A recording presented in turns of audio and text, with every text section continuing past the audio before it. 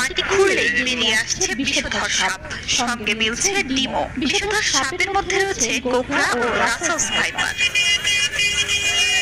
সম্প্রতি শরীয়তপুরের নড়িয়া, জাজিরা ও ভেদেরগঞ্জ উপজেলার বেশ কয়েকটি ইউনিয়নে বেড়েছে সাপের উপদ্রব। বাড়িঘর কিংবা ফসলি জমি সব জায়গায় মিলছে সাপের দেখা। বিশেষ করে ফসলি জমিতে বেশি আক্রমণের শিকার হচ্ছে এলাকাবাসী। এমনকি রাতের অন্ধকারেও পথচারীদের কামড়াচ্ছে সাপ। সাপের কামড়ে গত 4 মাসে জেলায় 4 জনের মৃত্যু হয়েছে।